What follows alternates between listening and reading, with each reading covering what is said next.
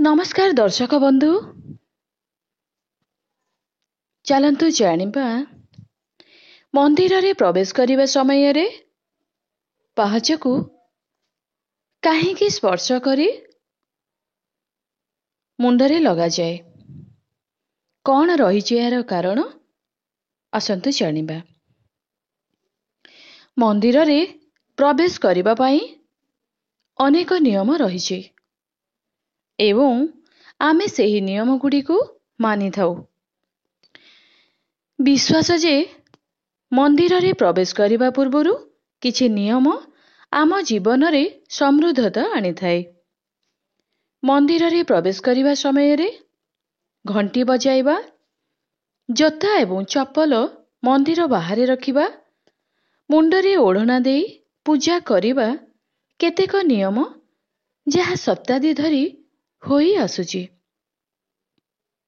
एवं आमे सेगुडी को पालन करुचु।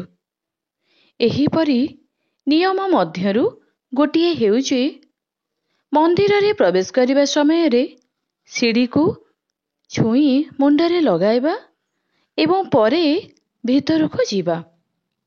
शास्त्र रे एहा विषय रे अनेक किछि कहा जायछि। एही अभ्यास पछरे थिबा कारण गुड़िक विषय रे चलंतु जानिबा।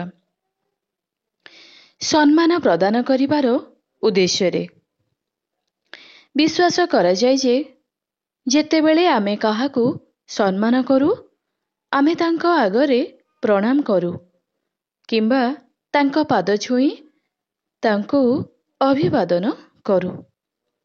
सेही भली मंदिर रे प्रवेश करिबा समय रे आमे नतमस्तक होई सीढ़ी रे प्रणाम करू।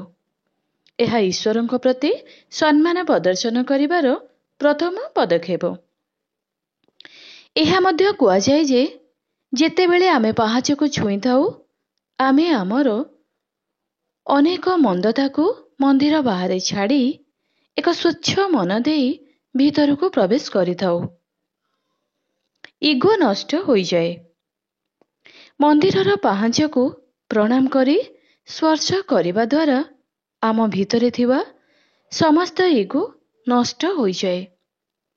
कहा जाए जे जदि मंदिर रे प्रवेश करिबा समय रे जदि तुमर मनरे कौनसी प्रकारर गर्व थाए, तेबे तुमे पूजा पाठर फलाफल पाई परिबो नाही। तेणु सीढ़ी रे नतमस्तक होई प्रणाम करिबा को परामर्श दिया जायछि। प्रणाम करिबा एवं पाहाच को छुईबा इगो को नष्ट करिदिए एवं मन को सफा करे। ईश्वरंको प्रार्थना करिवार मार्ग। मंदिरर पाहाच हेउची सेही स्थान जेउठारु आमे एही पवित्र स्थान को प्रवेश करू।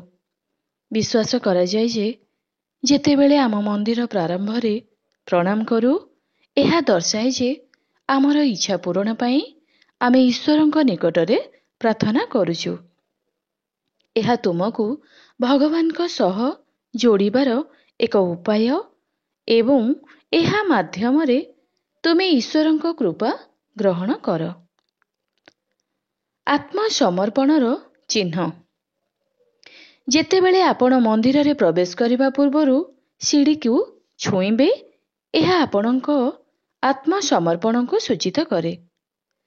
कुहा जाय जे प्रवेश पूर्वरु मध्य तुमर आत्मा एवं शरीर भगवान को पाई उत्सर्गीकृत। आत्मसमर्पणर अनुभव तुमर इच्छा पूरण करिबा पाई ईश्वरं को वार्ता देई थाए एवं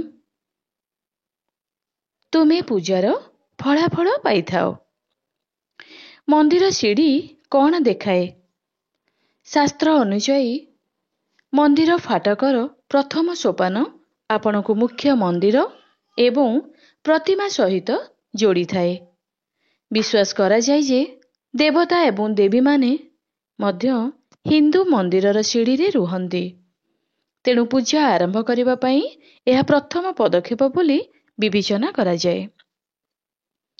मंदिर प्रवेश पाई अन्यान्य नियम। मंदिर रे प्रवेश करिवार अन्यान्य नियम ମଧ୍ୟରେ ମୁଖ୍ୟ ହେଉଛି ମନ୍ଦିର ଘଣ୍ଟି ବଜାଇବା। ମନ୍ଦିର ଘଣ୍ଟି ବଜାଇ ଆମର ପ୍ରାର୍ଥନା ଗ୍ରହଣ କରାଯାଏ। ଏହିପରି ନିୟମ ମଧ୍ୟରୁ ଗୋଟିଏ ହେଉଛି ମୁଣ୍ଡରେ ଓଢ଼ଣା ଦେଇ ପୂଜା କରିବା ଏବଂ ଏହା ମଧ୍ୟ ସମ୍ମାନ ପ୍ରଦର୍ଶନ କରିବାର ଏକ ଉପାୟ। ଏହା ସହିତ ମନ୍ଦିର ଭିତରକୁ ଯିବା ପୂର୍ବରୁ ବାହାରେ ରଖିକି ଯିବା।